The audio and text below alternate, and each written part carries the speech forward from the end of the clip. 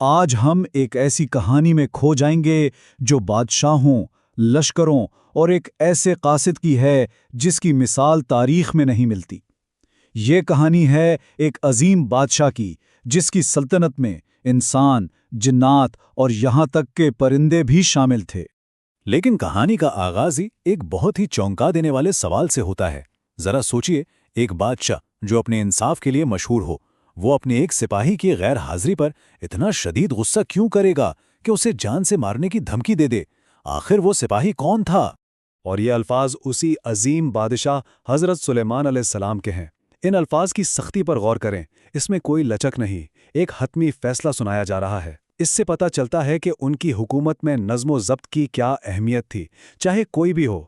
اس منظر کا تصور کریں، حضرت سلیمان علیہ السلام اپنی بے مثال فوج کا جائزہ لے رہے ہیں۔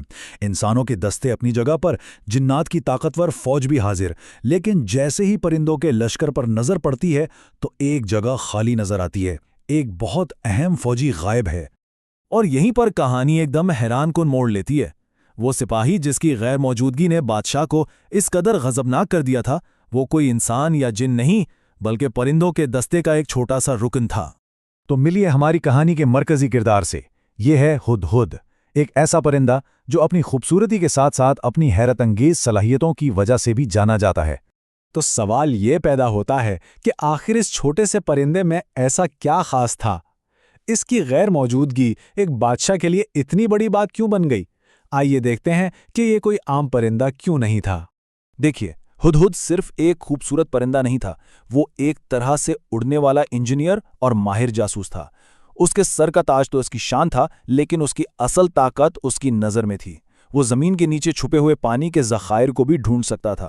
سوچئے، صحرا میں سفر کرتی فوج کے لیے یہ صلاحیت کتنی قیمتی ہوگی، اسی لیے وہ بادشاہ کے سب سے قابل اعتماد سکاؤٹس میں سے ایک تھا۔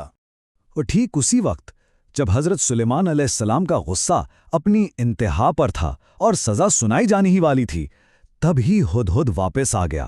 ماحول میں شدید تناؤ تھا، لیکن ہدہد خالی ہاتھ نہیں لوٹا تھا۔ وہ اپنے ساتھ ایک ایسی خبر لایا تھا جو تاریخ کا رخ بدلنے والی تھی۔ اب یہاں سے کہانی کا رخ بدلتا ہے۔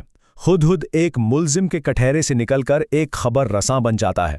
اپنی جان بچانے کے لیے اس کے پاس کوئی بہانہ نہیں تھا، بلکہ ایک ایسی خفیہ رپورٹ تھی جس کے بارے میں بادشاہ سلامت کو بھی علم نہیں تھا۔ ذرا ان الفاظ کی جرأت تو دیکھیے، ایک چھوٹا سا پرندہ دنیا کے سب سے طاقتور بادشاہ کے سامنے کھڑے ہو کر کہہ رہا ہے، میرے پاس وہ علم ہے جو آپ کے پاس بھی نہیں ہے۔ یہ کوئی غرور نہیں تھا، بلکہ یہ سچائی کا اعتماد تھا جو اس سے یہ سب کہلوا رہا تھا۔ تو ہدہد نے اپنی رپورٹ کو بہت واضح طور پر 3 نکات میں پیش کیا۔ پہلا، ایک دور کی سرزمین ہے سبا، جہاں ایک بہت ہی طاقتور ملکہ حکومت کرتی ہے۔ دوسرا، وہ ملکہ اور اس کی قوم بے پناہ دولت اور شان و شوکت کے مالک ہیں، جس کی سب سے بڑی نشانی اس کا عظیم الشان تخت ہے۔ اور تیسرا، سب سے تشویشناک نقطہ، وہ سب اللہ کی عبادت چھوڑ کر سورج کو سجدہ کرتے ہیں۔ اور بس ہدہد کی اس ایک رپورٹ نے سب کچھ بدل کر رکھ دیا۔ جو پرندہ کچھ دیر پہلے موت کے منہ میں تھا، اب وہ ایک اہم سفارتی مشن پر بھیجا جا رہا تھا، یعنی ایک ملزم سے سیدھا شاہی سفیر۔ لیکن دیکھیے، ایک عظیم لیڈر کی نشانی کیا ہوتی ہے۔ حضرت سلیمان علیہ السلام نے نہ تو غصے میں کوئی فیصلہ کیا اور نہ ہی فوراً اس کی بات پر آنکھیں بند کر کے یقین کر لیا۔ انہوں نے کہا، ہم تمہاری بات کی تصدیق کریں گے۔ یہ انصاف اور غیر جانبداری کی بہترین مثال ہے۔ تو اب ہدہد کو ایک شاہی خط دیا گیا تاکہ وہ اسے ملکہ سبا تک پہنچائے۔